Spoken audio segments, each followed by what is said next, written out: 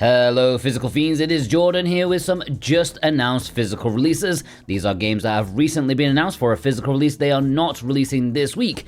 And as always, I don't do limited game stuff since they are always covered in Monday's video and there's no point repeating myself. In this episode, it's mostly going to be about imports because the West is still recovering from hibernation. There's only a couple of recent announcements for the West. R-Type Dimensions 3. This was announced quite a while back, I've talked about it plenty of times before, but there has been a development. So we knew it was getting a retail release, and we knew that the two collector's editions were exclusive to Europe. Where the uncertainty was in North America. Well, it's just been announced that there's going to be a North American retail release of R-Type Dimensions 3 on PlayStation 5, Nintendo Switch, and of course, rather importantly, Nintendo Switch 2, on a proper cartridge, no game key. It's slightly more expensive, but it's what we want. Where there is still some mystery is to why it's not a Nintendo Switch 2 edition. I think that would be reasonable for a shmup, but no, it is a bona fide Switch 2 release, which means you have to make your choice of if you're gonna plump for Switch or Switch 2. Or PlayStation 5, but I don't think anyone would try slamming a Blu-ray disc into their Switch 2 dock. I mean, I've tried, but Atomic Heart Ultimate Edition is releasing on PlayStation 5 and Xbox Series X sometime this year.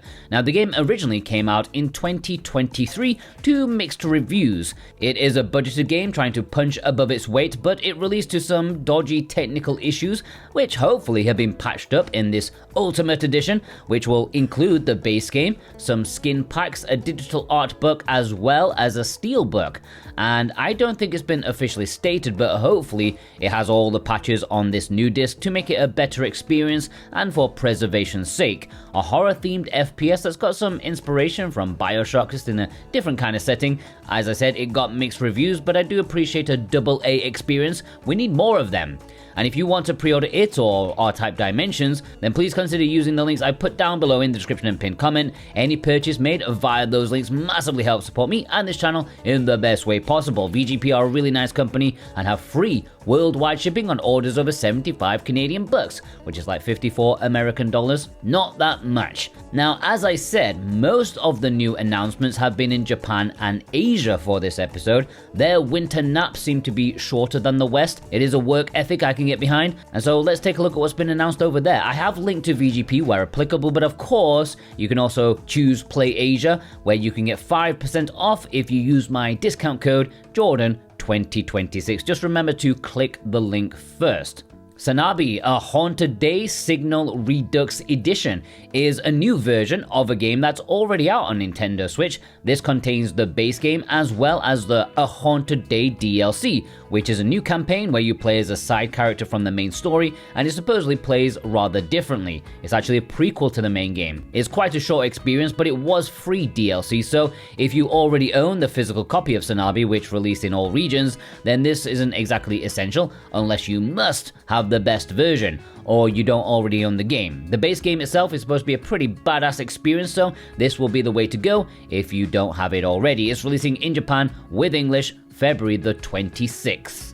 YOBARAI Detective Miasma Breaker is already out in Japan, but that version did not have English. Well, Asia is coming to the rescue once again, as they usually do, because on February the 5th, there's going to be an English language edition released in Hong Kong. I don't think English would have been massively essential to the game since it's just a twin-stick action game. It plays like Vampire Survivors, but I'm guessing there's more meat to the story, maybe stages, I don't know, but it looks pretty snazzy, and I do look forward to giving it a try now that it is coming in English. Dustland Delivery is another Leo full special, by which I mean they announce it and then they release it a week later. I absolutely love that method. Of course, no massive publisher would ever risk that, but it's cool for, smaller indie games. And this is a post-apocalyptic business management game. Take advantage of everyone's plights in a world where survival is on a knife's edge and bleed those wallets dry. Maybe, I don't know if it is as heartless as I'm imagining, but you have a big truck. You establish trade routes and try to earn as much money as possible. Reviews are quite good for it, and physically this is exclusive to Southeast Asia in Singapore, but it will have English, and it's releasing January the 22nd, super soon. Lollipop Chainsaw RePOP Nintendo Switch 2 Edition is one of two games I've covered in a special video, and it's important because it's another Nintendo Switch 2 physical release, a proper one. Okay, it is a Nintendo Switch 2 Edition, but I'm not a massively fussy guy. I'm happy we're getting more of those slightly ugly red boxes with proper cartridges in them. This is a much better performing version of a game that had a rough time on the original Switch, but now it will look slightly better and perform much better. This Switch 2 Edition will also have an exclusive mode, which is like a turret minigame, which reminds me of that Street Fighter 1 that launched around, the Switch's launch. Do you remember that? I don't know. Maybe this one will actually be fun, since it's got a cheerleader in it instead of Ryu doing Hadoukens. This is releasing in Japan on March the 26th, and it will have English, and there's been no word of a Western physical, although it could happen, I suppose. Limited Run did it on the original Switch, and now we know they are not adverse to releasing an upgraded version of a game they've already done, what with High on Life just being recently announced for the Nintendo Switch 2. Love a Kiss Endless Memories Nintendo Switch 2 Edition is another import Switch 2 release, and it's another good one for fans of physical media. Love a Kiss Endless Memories recently got an import exclusive release on the Nintendo Switch, the original one, the first time the game was released in English. It wasn't a perfect translation apparently, but it got the job done. It is a visual novel game with heavy gameplay elements in the form of photography, as you manage your high school relationships with your after-school club of photography, and help your friends by taking photos of them during their club activities. There's management in here, as well as, it's just a very unique game. This Switch 2 Edition will allow more photo subjects on screen at once, a special outfit, as well as mouse controls, and the general performance upgrades you should expect from the Switch 2. This Switch 2 Edition is releasing in Japan on April the 30th, and it will play in English. I think a Western release is incredibly unlikely.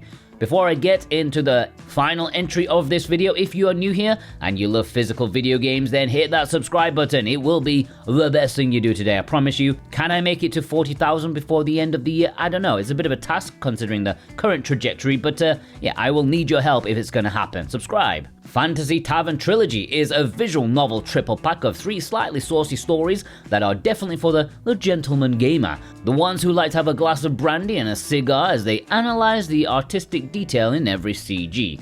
It's a Goonie game, of course. Compared to the patched PC version, this Switch version is positively tame. I mean, it is on the eShop, but I'm pretty sure it'll still make you a bit hot under the collar, especially with the extra goodies that come with the pre-order edition. It is releasing in Hong Kong, but the one I've linked below is an English cover that's going to be a very popular import this year, I am very, very sure. And there we have a bunch of new announcements. What was your favorite in this episode?